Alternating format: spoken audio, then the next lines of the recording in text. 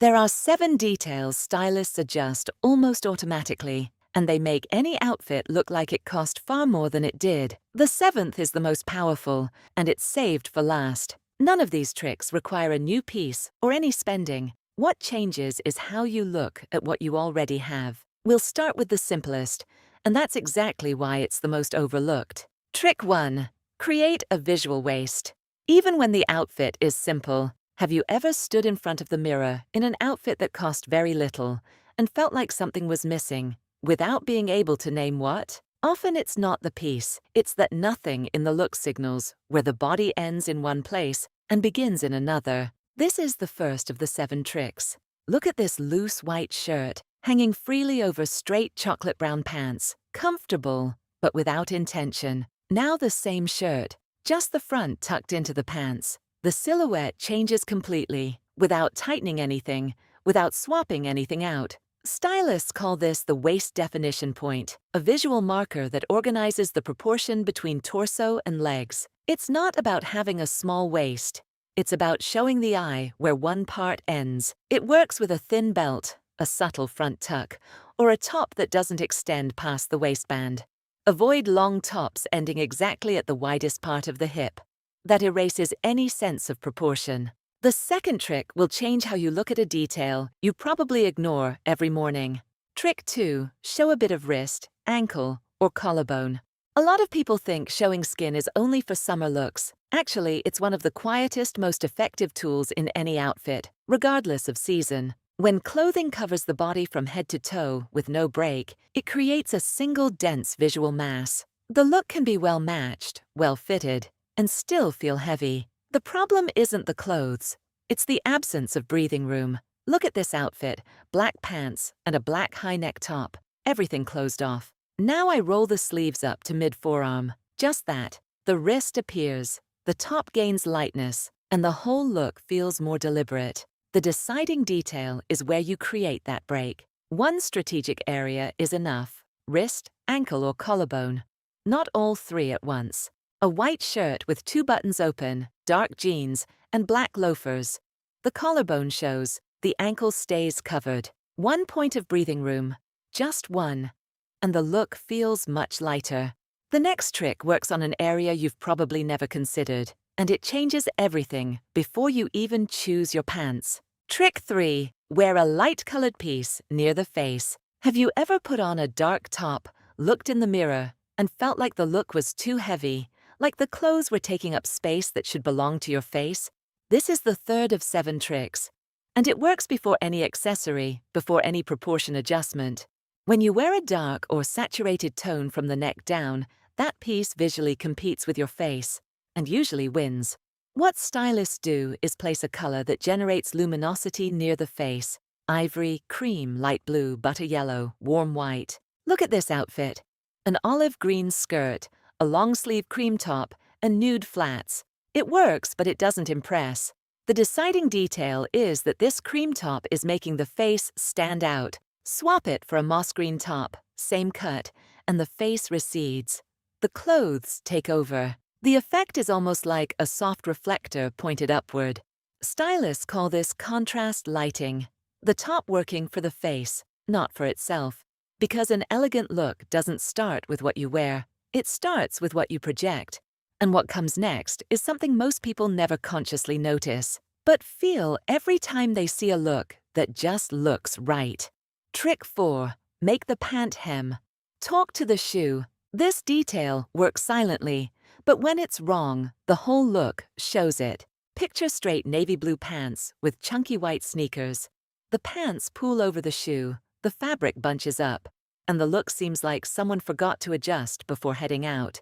Now, take the same pants, same color, and swap the sneakers for pointed toe loafers. The hem ends clean, almost as if those pants were made exactly for that shoe. Nothing about the piece changed. What changed is where it ends. This is the 4th of 7, and it works on a layer the previous ones didn't touch. Look at beige palazzo pants falling almost to the floor over nude block heels. The hem grazes the toe of the shoe and continues on. The length looks calculated.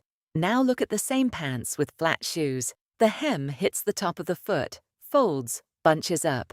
the look loses all its lightness. The deciding point is that the hem and the shoe form a single unit. You determine the pants' length based on the shoes you'll wear with them, not before, not separately. Dark ankle-length jeans call for a slingback.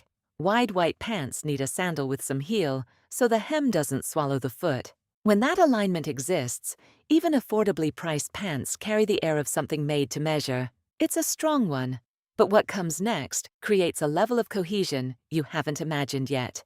Trick 5. Repeat one color in two distant points of the look. Now think of a situation that's probably happened to you.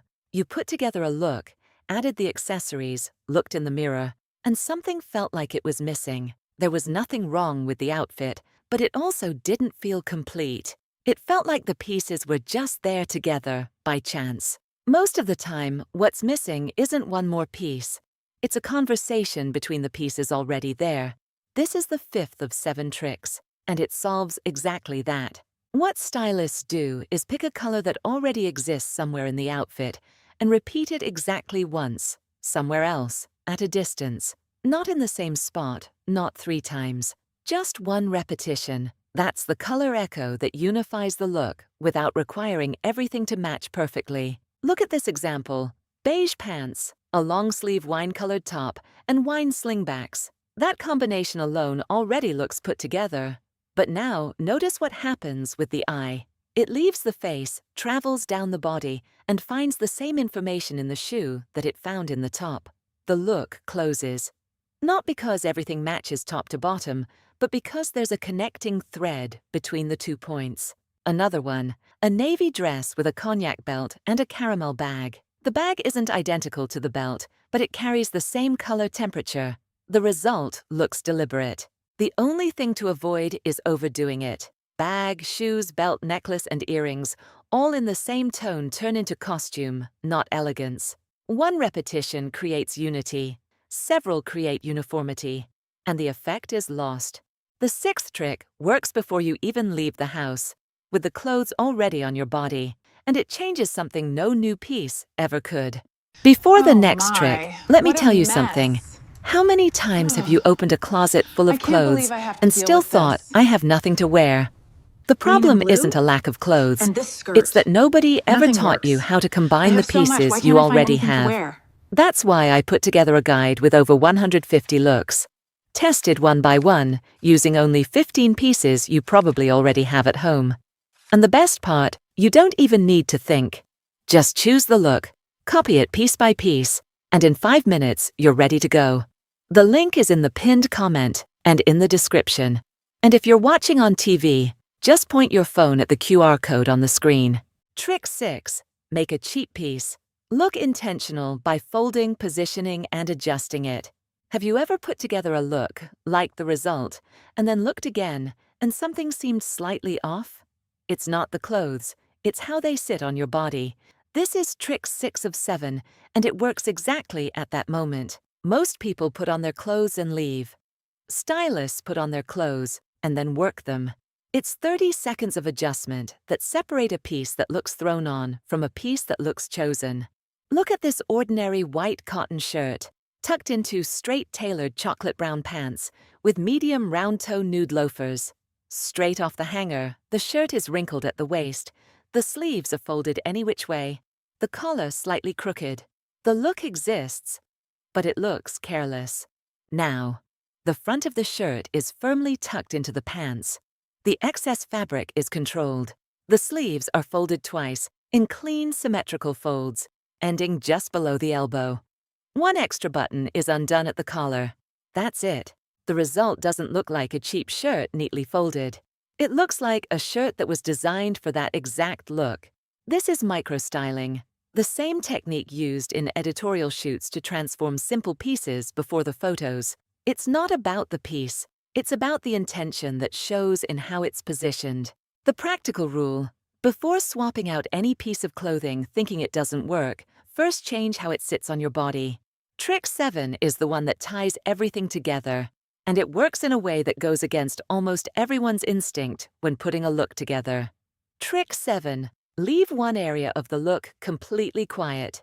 And that's exactly the instinct the 7th trick is going to go against. When most people feel like their look is missing something, the automatic response is to add one more necklace, one more accessory, a print here, a detail there, and that's exactly what makes the whole outfit fall apart. The most powerful trick in this video isn't about what you add, it's about what you choose to leave quiet. Look at this outfit, a midi skirt with a terracotta and green floral print, a plain ivory silk top, caramel block heel sandals, and a small neutral leather bag. Nothing competes. The skirt speaks, and the top gives it room to do so. Now imagine that same skirt with a striped top, a chunky necklace, and a printed bag. Suddenly, the look feels overcrowded. It's not that any piece got cheaper, it's that the quiet disappeared.